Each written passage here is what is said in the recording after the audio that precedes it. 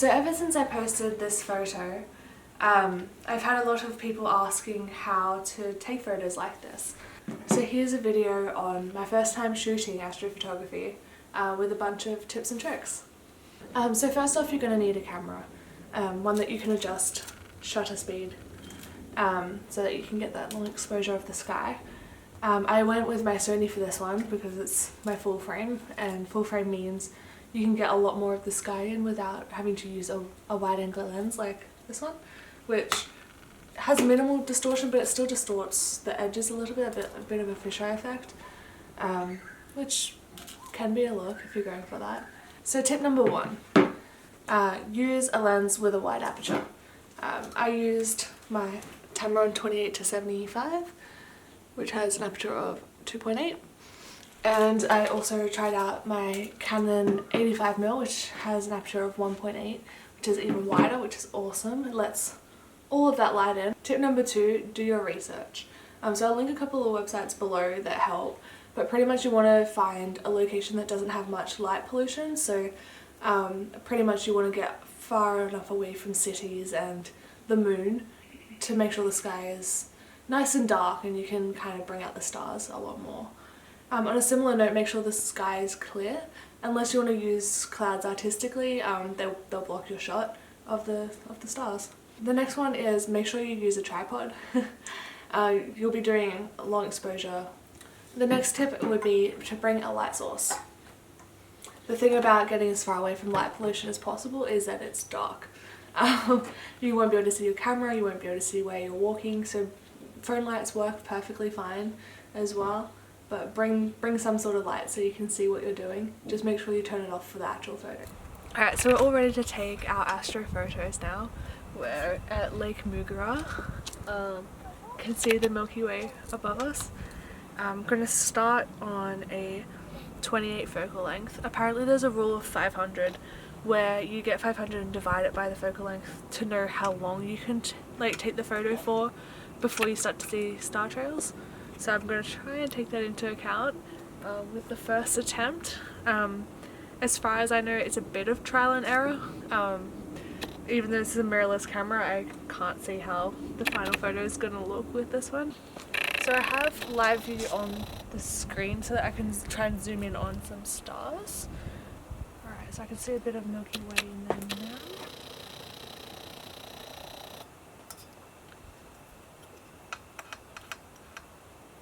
It's important that the camera is super steady.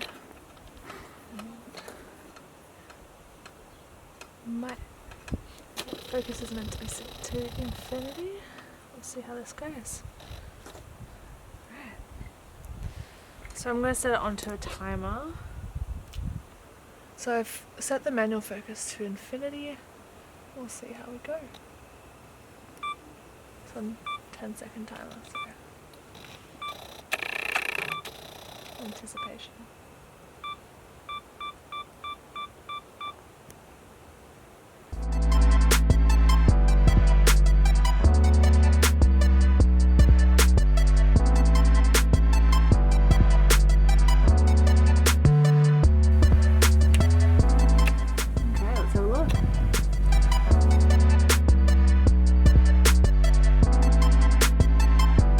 Hey, that's stars. That's really cool. Alright, let's take a look at my first attempt at an astro photo. So the focus was slightly off.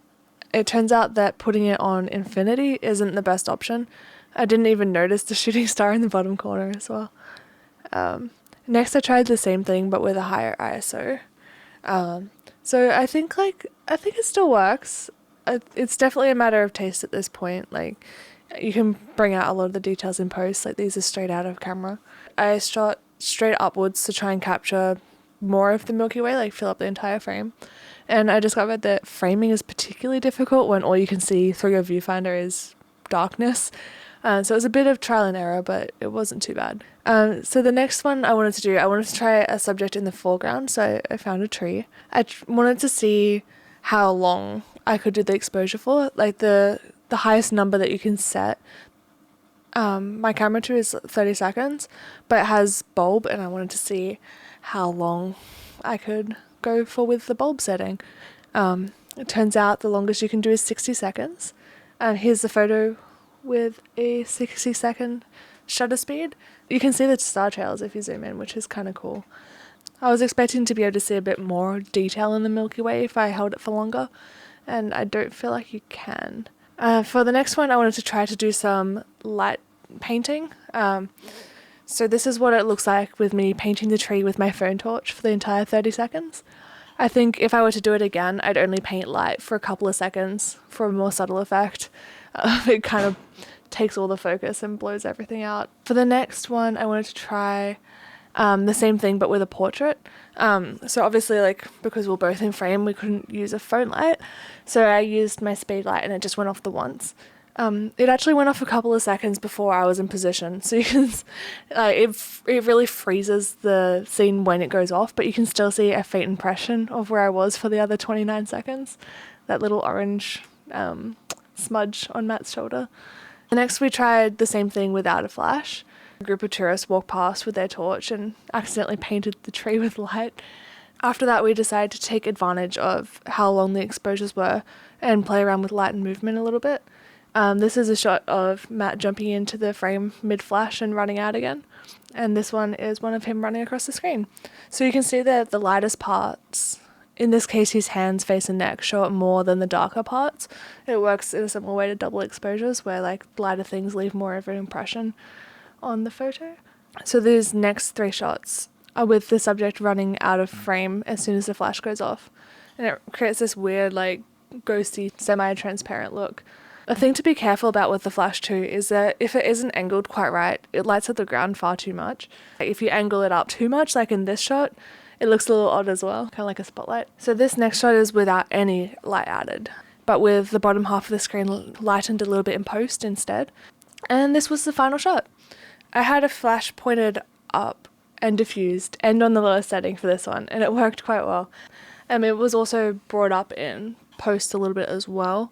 Something I found really interesting as well is like in most shots there was at least one shooting star. Like you have to zoom in to see them, but like it's interesting to think that like most every 30 seconds there's a shooting star in the sky, which is kind of cool. You just can't see them usually, but looking back at all these shots it's like, oh, there was a shooting star there and there. Alright, so that was my first experience with astrophotography.